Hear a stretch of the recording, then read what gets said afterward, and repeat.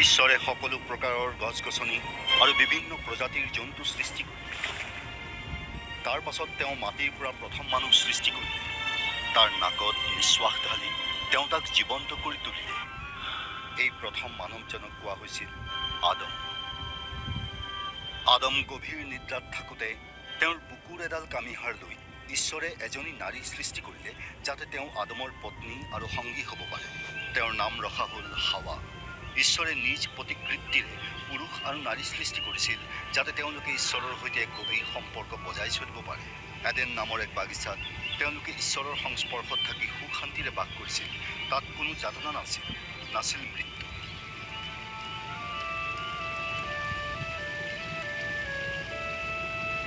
ঈশ্বৰে আদমক ক'লে, তুমি এডাল গছৰ বাহিৰে সকলো গছৰ ফল খাব পাৰা। সেই নিষিদ্ধ গছৰ ফল খালে তুমি মৰিবা। কিন্তু এদিন শয়তানে হাৱাক প্ৰলোভিত কৰিলে। তাই সেই ফল ছিঙি লৈ এডোখৰ খাল, তাইৰ স্বামীও খাল। তেওঁলোকে ঈশ্বৰতকৈ শয়তানক অধিক বিশ্বাস কৰাৰ বাবেই এনে কৰিলে। সেই মুহূৰ্ততেই ঈশ্বৰৰ সৈতে থকা তেওঁলোকৰ সম্বন্ধ ছিঙি গ'ল, কাৰণ ঈশ্বৰ পবিত্ৰ আৰু কোনো পাপীয়েই তেওঁ সংস্পৰ্শত থাকিব নোৱাৰে। গতিকে ঈশ্বৰে আদম আৰু হাৱাক এডেন বাৰীৰ পৰা নিৰ্বাসিত কৰিলে। ঈশ্বৰৰ অবাধ্য হোৱাৰ বাবেই এই লজ্জাজনক পৰিস্থিতি হৈছে। ফলস্বৰূপে আদম আৰু হাৱাই ভোগ কৰিবলগীয়া হৈছিল অশেষ যন্ত্ৰণা আৰু মৃত্যু। কিন্তু ঈশ্বৰ অতি দয়ালু। তেওঁ মানৱ জাতিক অতিকৈ প্ৰেম কৰিবলৈ নিদিলে। তেওঁলৈ উভতি আহি তেওঁৰে সৈতে একে সহভাগিতাৰে জীয়াই থাকিবলৈ ঈশ্বৰে লোকসকলৰ বাবে এটি পথ যুগুত কৰিলে। মানুহ জাতিক তেওঁলোকে পাবলগীয়া শাস্তিৰ পৰা ৰক্ষা কৰিবলৈ, তেওঁলোকৰ পাপ আৰু লজ্জা আঁতৰ কৰিবলৈ শাস্ত্ৰত ঈশ্বৰে তেওঁৰ পৰিকল্পনাৰ কথা স্পষ্ট কৰি দিছে। ঈশ্বৰে তেওঁৰ পৰিকল্পনাৰ কিছু কথা ভাৱবাদী আব্ৰাহামক কৈছিল।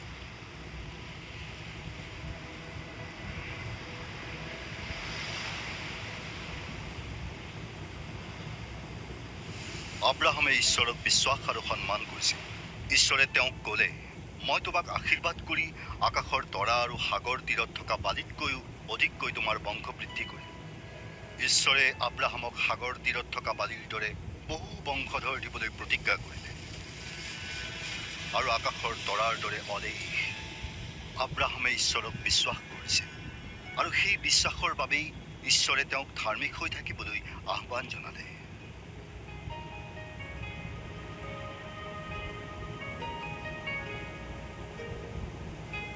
আব্ৰাহামে ঈশ্বৰক বিশ্বাস আৰু তেওঁৰ আদেশ পালন কৰে নে নকৰে সেইটো প্ৰমাণ চাবলৈ আব্ৰাহামক পৰীক্ষা কৰিলে।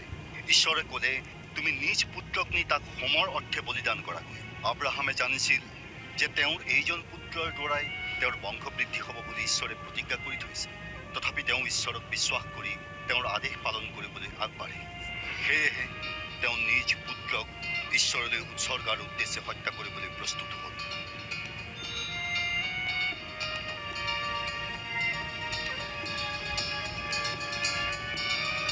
আব্ৰাহামে তেওঁৰ চুৰিখন দাঙিলে, কিন্তু ঈশ্বৰে ক'লে, আব্ৰাহাম, ল'ৰাজনক একো নকৰিবা। মই জানো যে তুমি মোক ভয় কৰা আৰু মোৰ আদেশ মানিবলৈ তুমি প্ৰস্তুত।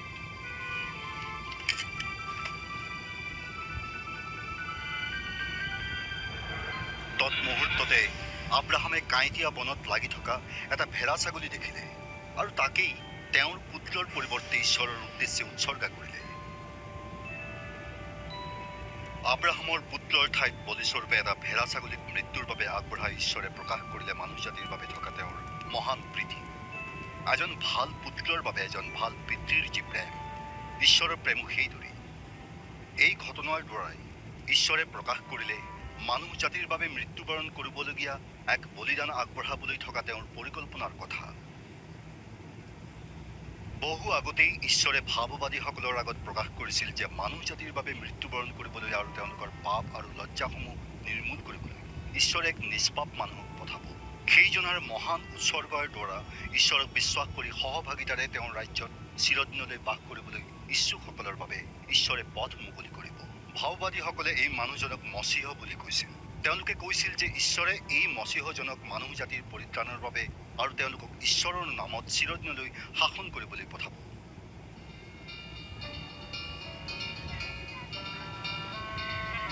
তেওঁৰ আবিৰ্ভাৱৰ শ শ বছৰ পূৰ্বে পূৰ্বেই মচীহজনে কি কি কৰিব আৰু তেওঁলৈ কি কি ঘটিব সেই কথা ভাৱবাদীসকলে কৈছিল।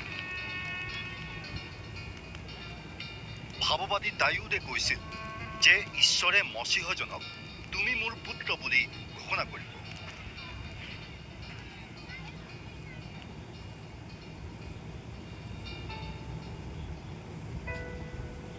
ভাৱবাদী ইছহাকে কৈছিল এগৰাকী কুমাৰী ছোৱালী গৰ্ভৱতী হ'ব আৰু তেওঁ এক পুত্ৰ সন্তান জন্ম দিব। তেওঁৰ সন্তানেই ঈশ্বৰৰ অনন্ত বাক্য হ'ব, যিয়ে ঈশ্বৰক জগতত প্ৰকাশ কৰিব। ভাৱবাদীসকলে এইটো লিপিবদ্ধ কৰিছিল যে মচীহগৰাকী বেথলেহেম নামৰ ঠাইত জন্মগ্ৰহণ কৰিব আৰু তেওঁৰ গাধৰ পিঠিত উঠি তেওঁলোকৰ ৰজাস্বৰূপে জেৰুচালেমত প্ৰৱেশ কৰিব। তেওঁলোকে এইটোও লিখিছিল যে তেওঁৰ এজন অন্তৰংগ সংগীয়ে তেওঁক প্ৰতাৰণা কৰিব। ভাৱবাদী দাউদে কৈছিল যে মচীহজনে নিজৰ জীৱন উৎসৰ্গা কৰিব। ভাৱবাদীসকলে এইটোও কৈছিল যে মচীহক মানুহৰ পুত্ৰ বুলি জনা যাব আৰু ঈশ্বৰৰ সাক্ষাতত তেওঁ স্বৰ্গলৈ উত্থিত হ'ব আৰু ঈশ্বৰে তেওঁক সকলো জাতিৰ ওপৰত চিৰদিনলৈ কৰ্তৃত্ব প্ৰদান কৰিব। 2000 বছৰৰ পূৰ্বে এই জগতত এজন মানুহ আছিল যাক জনা গৈছিল যীশু বুলি। ভাৱবাদীসকলে মচীহজনৰ বিষয়ে কোৱাৰ দৰে যীশুৰ জীৱন ফলিয়াইছিল নে? যীশুনো কোন আৰু শাস্ত্ৰত লিখাৰ দৰে তেওঁ কি কি কৈছিল আৰু কি কি কাৰ্য সমাধা কৰিছিল তাৰে কিছু অংশ এই চলচ্চিত্ৰখনে প্ৰদৰ্শন কৰিব। এই চলচ্চিত্ৰখনত এজন অভিনেতাই যীশুৰ ভূমিকাত অভিনয় কৰিছে। এই অভিনয় কৰাৰ যোগ্যতা কাৰো নাই, কিন্তু এই ছবিখন নিৰ্মাণ এই কাৰণেই কৰা হৈছে যাতে দৰ্শকে যীশুৰ জীৱন সম্পৰ্কে জানিব পাৰে আৰু শিক্ষা পাব পাৰে আৰু ঈশ্বৰৰ অংগীকৃত আশীৰ্বাদসমূহ লাভ কৰিব পাৰে।